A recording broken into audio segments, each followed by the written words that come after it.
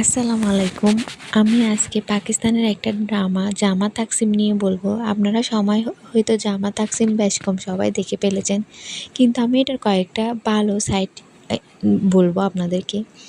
'জামা তাকসিমের' মধ্যে যে সিজার ক্যারেক্টারটা, ওইটা হচ্ছে সবচাইতে ফার্স্ট ক্লাস। আমরা মেয়েরা সবখানে জন্মের পর থেকে হ্যারাস হয়ে থাকি। বাসার মধ্যে মেহমান আসলে মেহমানের মাধ্যমেও হ্যারাস হই। মেহমান ছাড়াও আমরা স্কুলে গেলে শিক্ষকদের কাছেও হ্যারাস হই, কোথাও ঘুরতে গেলে ওইখানেও হ্যারাস হই, কিন্তু আমরা পরিবারের চাপে চুপ থাকি।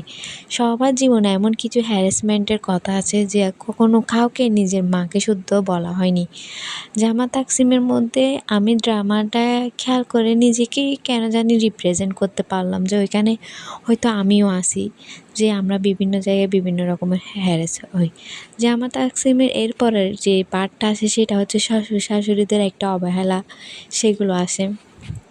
এরপরের পার্ট আসতেছে মাওরা হাসান থেকে বেবি হবে ওইটা, যে একটা মেয়ে প্রেগনেন্ট অবস্থায় কীভাবে স্বামী থেকে অবহেলা পেয়ে থাকে ওইটা। এরপরের পার্ট আসবে হয়তো মেয়েটার যখন বেবি হয়ে যায় তখন একটা আলাদা দায়িত্ব আসে, তার সবগুলো ঘর গুছিয়ে বাচ্চাকে দেখে রাখা ওইটা। মানে জামা তাকসিম ড্রামাটার মধ্যে আমাদের প্রতিদিন যা যা ঘটনা ঘটে, আমাদের মেয়েদের জীবনে যা যা হয়ে থাকে, বা একজন পুরুষ কতটুকু তার দায়িত্ব পালন করতে পারছে কি পারে না, ওইগুলোই মূলত তুলে ধরেছে। জামা তাকসিমের প্রতিটা সিন আমাদের জীবনের থেকে তুলে নেওয়া। আসলে মানুষের নাটক নিয়ে ড্রামা নিয়ে অনেক খারাপ কথা বলে যে এগুলো দেখতেছে সময় নষ্ট করতেছে হ্যান ত্যান। এগুলো যে একটা একটা মানুষের প্রতিদিনের ঘটনা, মানুষের সাথে কী হয়ে থাকে, একটা মেয়ের সাথে কী হয়ে থাকে তুলে ধরে। আমি মনে করি যারা নাটক দেখে তারা জানবে যে আসলে নাটক হচ্ছে এমন একটা জিনিস যেটা দেখলে মানুষের আবেগ, মানুষের মনুষ্যত্ব ফুটে ওঠে। অনেকে দেখবেন নাটক দেখতে দেখতে, মুভি দেখতে দেখতে কান্না করে দেয়। তারা আসলে খুবই আবেগী, খুবই সহজ সরল মনের হয়ে থাকে। আমি বলবো আপনারা যারা জামা তাকসিম ড্রামাটা দেখতেছেন না বা জানতেছেন না বা উর্দু বলে বুঝতেছেন না, আপনারা দেখুন প্লিজ। আর আমি এটা নিয়ে আগে পরে আরেকটু ভালো রিভিউ দিব।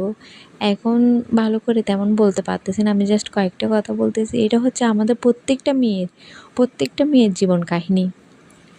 একটা মেয়ে বিয়ের আগে কীরকম থাকে, বিয়ের পরে কীরকম হয়, তার বাচ্চা হইলে কীরকম হয়, বাচ্চার পরে কীরকম হয় জীবনটা, জামা তাকসিম ড্রামার মধ্যে তুলে ধরেছে। মাওরা হাসান ক্যারেক্টারটা প্লে করতেছে, আসলে অনেক সুন্দর হয়েছে, অনেক সুন্দর চলতেছে। আমার অনেক ভালো লাগতেছে। আপনারাও দেখুন, ভালো লাগবে। আমার কমেন্ট বক্সে বলুন কেমন লাগতেছে।